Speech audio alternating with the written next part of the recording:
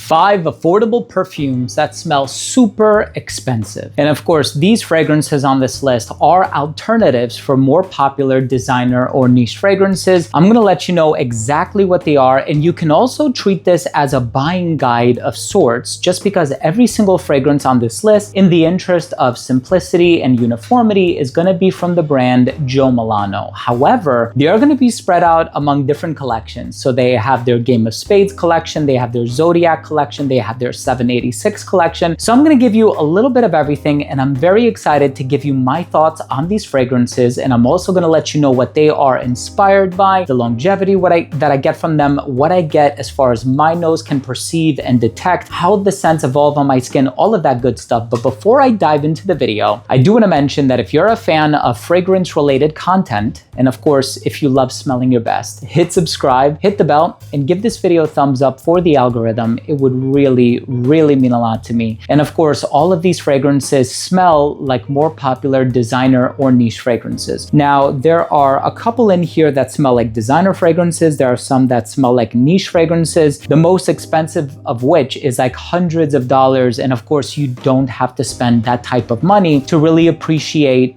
that fragrance or that DNA. You can spend a fraction of that and get something that is very high quality, super easy to, for the most part, afford. You don't have to spend an arm and a leg. And I think these might be available at Gift Express. Correct me if I'm wrong, but I could have sworn that Gift Express carried this brand. If that's the case, I'm gonna drop links to them down below. They are not commission links, and you can use the code RED10 to save 10% off your entire order. But once again, it's not a commission code. So I'm not making any commission from this video. I'm doing this because I wanna be helpful for the members of the community. So the first one that I wanna talk about, so this is actually my backup bottle of this fragrance. I purchased this one, I think from the TikTok shop, because I saw that at the time it was going for like a really good price, and I was kind of into this DNA, and I'm gonna be honest with you, this is the strongest version of this DNA that I have encountered thus far. The first one I want to talk about is called Bid. This is their take on Santal 33. You know Santal 33, the sandalwood, the papyrus. It is woodsy, it's quite dark, and I know some people are not crazy about that Santal 33 DNA, but the people who love it absolutely love it. Now, I am a fan of it. I just acknowledge the fact that it's been around for a very long time, and I do live on the East Coast up north here in the New Jersey, New York area. So I'm gonna be honest with you, I smell this all the time. I smell this in hotel lobbies, I smell this in elevators, I smell this on people walking down the street. It just has become so ubiquitous, but I still love the smell. It's just that everybody is wearing it, but there's no denying its success, which is why so many brands, including Zara and many others, have put out their version of the Santal 33 DNA. So if you are looking for that Santal 33 DNA with the sandalwood, the papyrus, the vetiver, brilliant composition by Frank Vocal, but you want something that falls under the radar, something that is incredibly strong, incredibly long lasting. And like I said, if you look around well enough online, you will find this for a really good price. You don't have to pay full retail for any of these.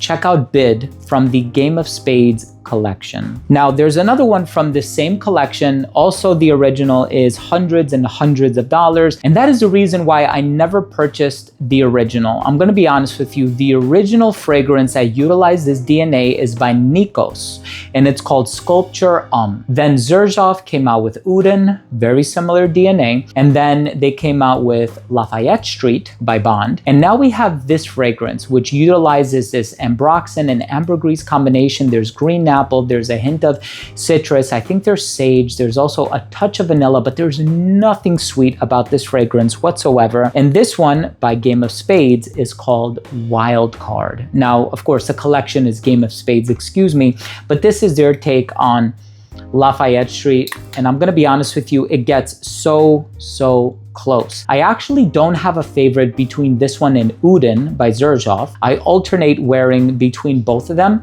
but I will say this one is super long lasting. The thing that Joe Milano has above any other brand is their ability to craft and create fragrances that, in my opinion, are incredibly long lasting. There are other fragrances that put out their version or alternative of more popular designer or niche scents, but it's really this brand that creates the fragrances that possess the lasting power, the longevity, the projection, all of that good stuff. And this is one that I personally love because of its ability to last such a long time. Now, if we can move on, there's another one here for the gentleman exclusively. So both of these are unisex, and I say this because the original after which these are modeled is a unisex fragrance, but this one is definitely a masculine leaning scent.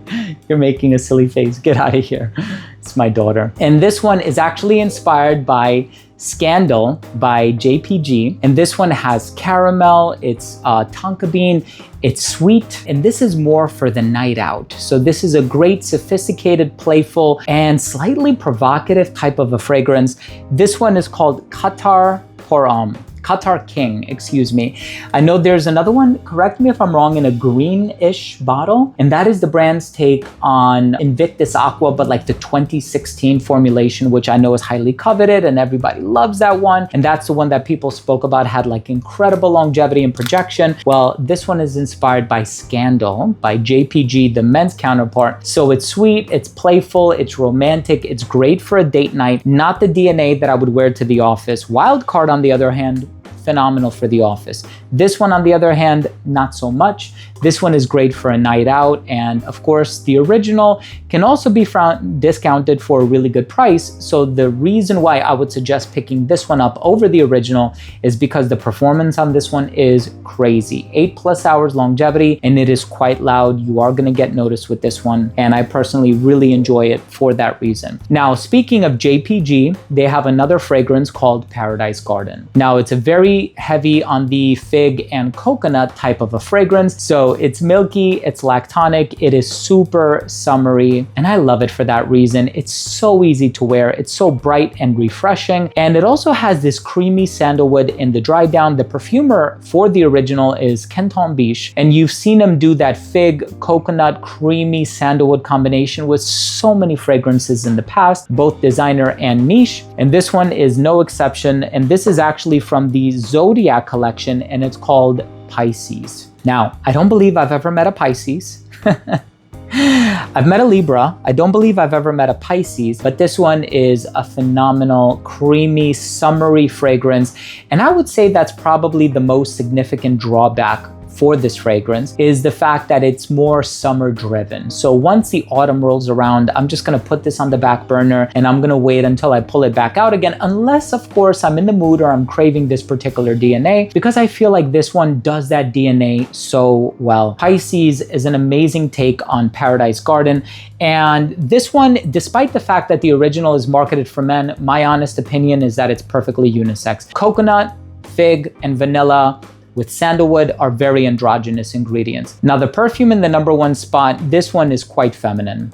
This one is also inspired by a very popular designer fragrance by Valentino called Donna Born in Roma. There's so many flankers for that fragrance, but this is inspired by the original, and I'm a fan. I have loved the original for so many years now.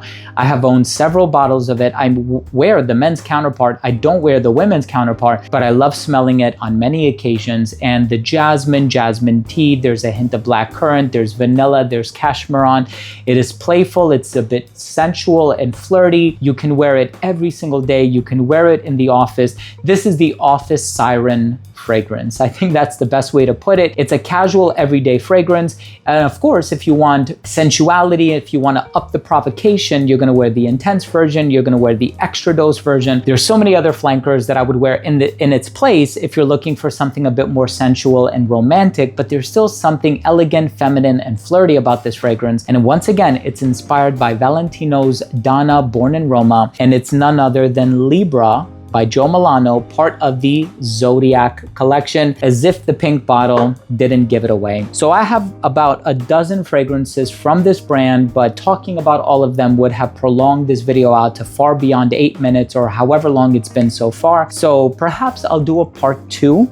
If there is interest in me doing a buying guide part 2, let me know. I would be more than happy to do that. But these are 5 semi-affordable fragrances that smell very expensive. The quality is there, the lasting power is there, and I see the brand Joe Milano is picking up more and more steam as the time goes on. So very blessed to have these in my collection, and I hope this video provided you with some kind of value or education, and if it did, I would really appreciate it if you would consider supporting the channel by clicking subscribe, hitting the bell, and giving this video a thumbs up. It would really mean a lot to me. So thanks again so much for tuning in. I love you all, and we'll see you tomorrow with a new episode.